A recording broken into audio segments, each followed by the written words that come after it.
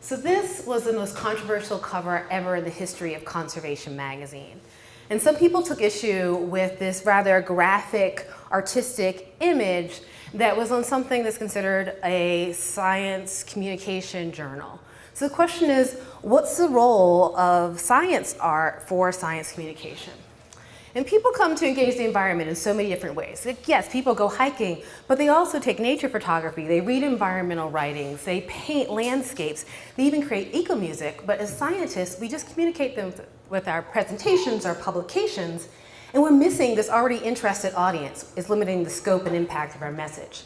So I want to do a little exercise with you. I'm going to show you some videos. I want you to take note of the questions, the thoughts, the emotions that come to mind. And then I'm going to ask you to give me your responses. I want you to call them out so everyone can hear, and don't be shy because you only have 20 seconds. I'll tell you when you need to do this.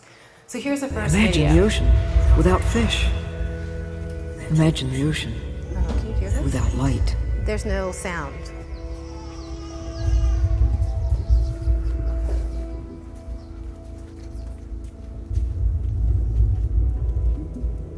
The ocean is alive. The Starlight cameras show something even stranger. Seawater glows when stirred. It's actually minute plankton illuminating when agitated.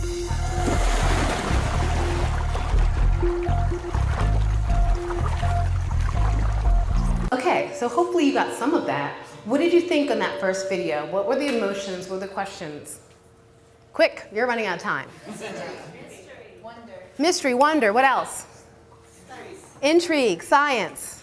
What else? Darkness, something else. What about the second one? What did you hear? What would you feel? What did you think?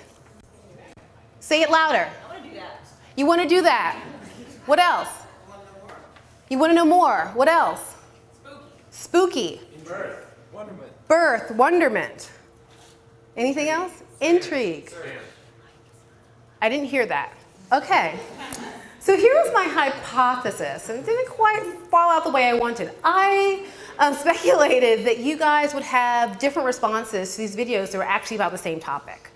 And normally that is what happens. I think if you could see it, that might have happened. But you can leverage this change to broaden the conversation. And so I want to talk about some of the things you can leverage about science art. One, when people see science art, it gives them new perspectives and questions. People who know my research really well, when they see one of my science dances, suddenly are asking me new questions. They have deeper curiosity that they had never had before, even though they knew my research so well. Science art can also lead to synthetic thinking. So in our courses, we really want our students to do synthetic thinking, but oftentimes they just kind of blindly accept and memorize fact. But art requires interpretation. And so grappling with an artist's intent can lead to these leaps of insight about the natural world. Also, when people are out enjoying nature in a park, here we have an installation by artist Isaac Cordell, which is calling people to contemplate the lethargy of politicians in regulating climate change. And so it's a media by which you can communicate to non-scientists using the media that they enjoy most, in this case, the outdoors in public parks. Science art is a way to make experiences accessible to the public that's not easy for them to reach. So the voiceover from Sylvia Earle of The Dance talking about the experience of being in a submersible, or this famous bay that's full of bioluminescence but it's been dark for 2 years and may never recover. Science art can also help you embody what it's like to be in a place. So this is a snapshot from a piece about the experience of being in a Chinese garden. And if you can imagine some experience like summiting a mountain and the labored breath, the fear, the joy that you experience, that's not something that's going to come across in a scientific article. Science art can inspire people to create memories and to work to protect nature. This is the iconic work of Ansel Adams. He brings to mind the majesty of our national parks. In many ways, he is a visual memory of the US wilderness that we so appreciate. If any of you have ever seen a shark being finned alive, it's appalling. It's something that you would not want your children to see. But science art can help people digest disturbing information. Like this image at the bottom, which you can kind of see, depicts 200,000 shark teeth, which is the number of sharks that are killed every day for their fins. If you look at the top photo, what do you see? Plastic bottles? You might not have noticed that until I said it.